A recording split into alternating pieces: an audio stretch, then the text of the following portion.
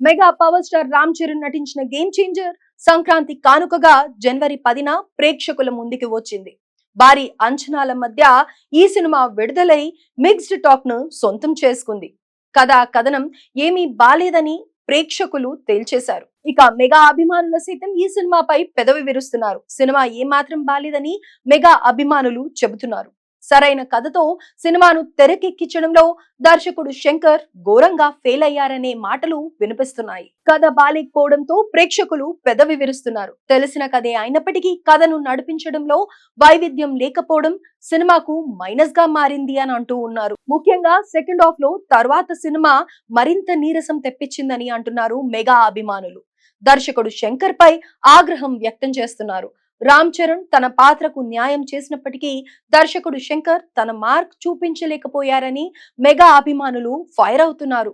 నానా హైరానా సాంగ్ కూడా సినిమాలో పెట్టకపోవడాన్ని అభిమానులు తప్పుపడుతున్నారు. ఇక గేమ్ చేంజర్ కలెక్షన్ల విషయానికి వస్తే వరల్డ్ వైడ్ గా ఈ సినిమా సుమారు 186 కోట్లు వసూలు సాధించినట్లు నిర్మాణ సంస్థ ఓ స్పెషల్ పోస్టర్ ద్వారా తెలిపింది.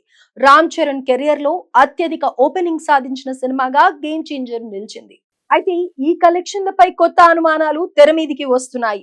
బాక్స్ ఆఫీస్ ట్రాకర్స్ ప్రకారం గేమ్ చేంజర్ మొదటి రోజు వరల్డ్ వైడ్ గ్రాస్ కలెక్షన్లు సుమారు 85 కోట్లుగా ఉన్నట్టు తెలుస్తోంది.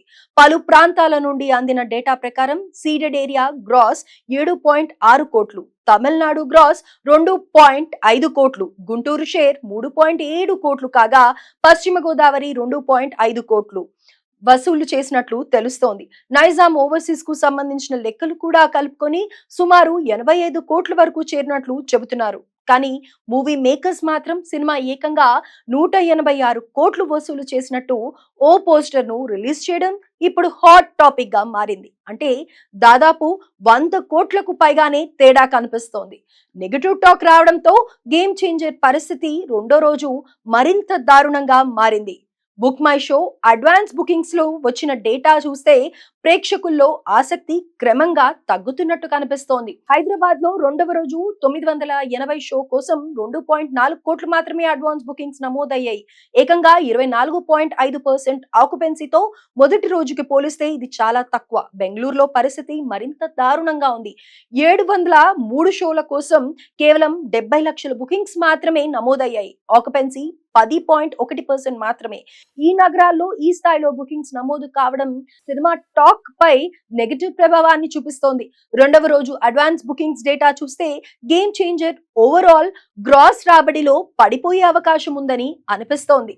రెండో రోజు ఈ సినిమా కేవలం 21.5 కోట్లు మాత్రమే కలెక్ట్ చేసినట్టు ట్రేడ్ వర్గాలు తెలిపాయి. ఏదైనా అద్భుతం జరిగితే తప్ప సినిమాకు లాభాలు వచ్చే పరిస్థితి కనిపించడం లేదు. గేమ్ చేంజర్ రెండవ రోజు అడ్వాన్స్ బుకింగ్స్ హైదరాబాద్ 2.4 కోట్లు, విశాఖపట్నం 73 లక్షలు, 253 షోలకు గాను 30% ఆక్యుపెన్సీ, విజయవాడ 35 లక్షలు, 169 షోలకు గాను 19% ఆక్యుపెన్సీ, గుంటూరు 10 లక్షలకు 43 షోలు 40% ఆక్యుపెన్సీ, ఒంగోలు 8 లక్షలకు 33 షోలు 15.6% ఆక్యుపెన్సీతో ఉన్నాయి.